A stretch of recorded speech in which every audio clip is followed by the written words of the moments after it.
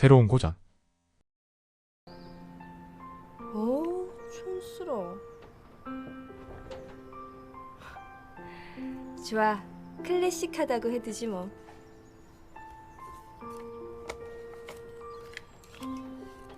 영화 클래식 중에서 클래식은 촌스럽지만 촌스러운 기억은 오래간다. 당신은 동의하는가? 당신은 클래식하면 무엇이 떠오르는가? 생뚱맞지만 나는 과거 보았던 영화 클래식이 떠오른다. 2003년 화제였던 그 영화는 나의 기억 속에는 한국 멜로드라마의 고전으로 기억된다.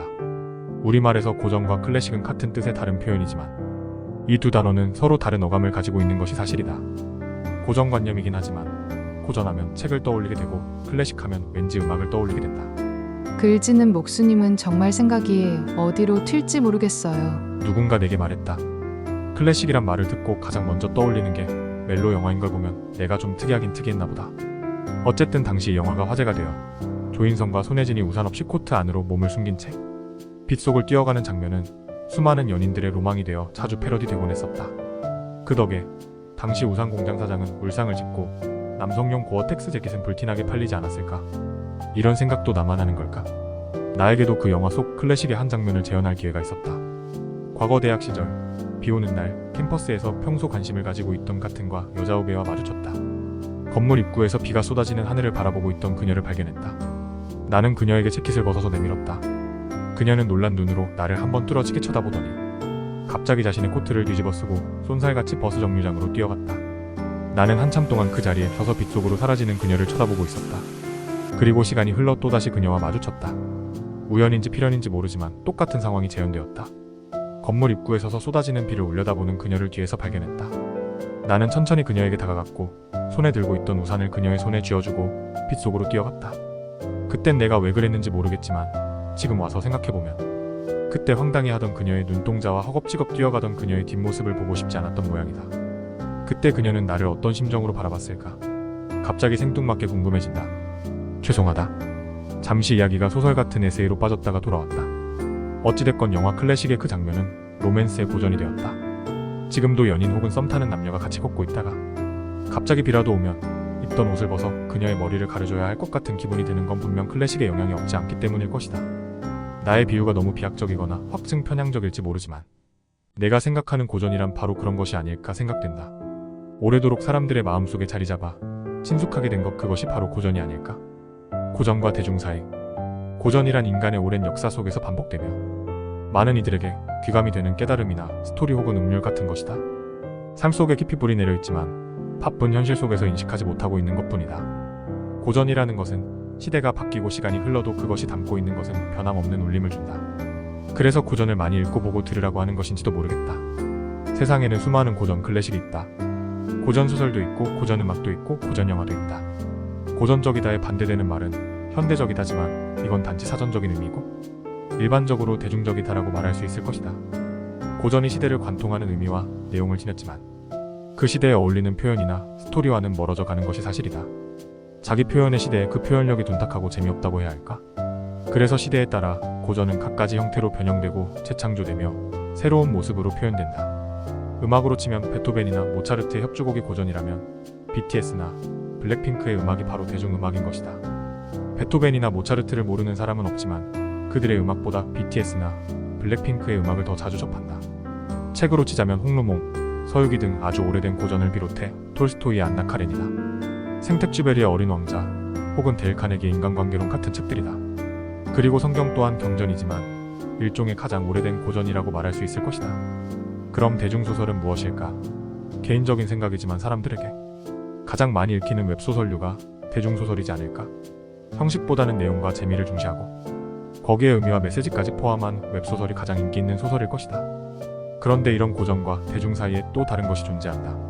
그걸 우리는 뉴에이지라고 부른다.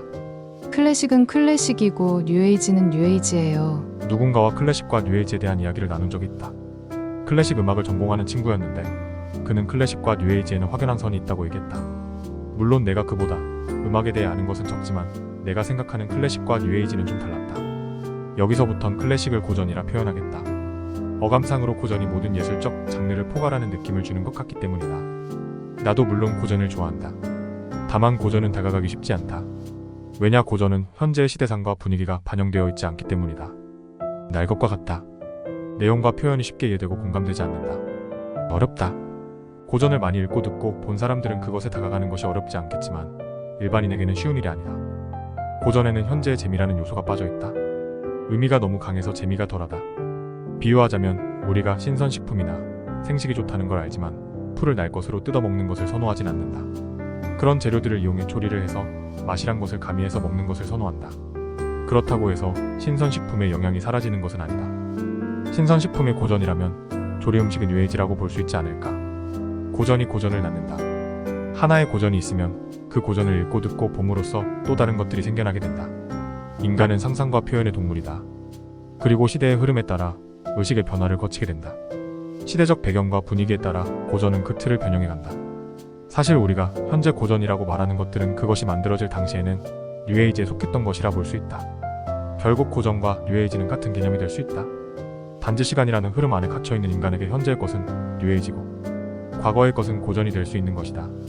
지금 많은 이들에게 귀감과 깨달음 혹은 공감을 가져다주는 뉴에이지 작품들은 나중에 미래인들의 고전이 되지 않으리란 보장이 없다. 예를 들면 성경은 구약과 신약으로 구분되어 있다. 옛날에는 구약만 존재했다. 하지만 예수가 등장하고 신약이 생겨났다.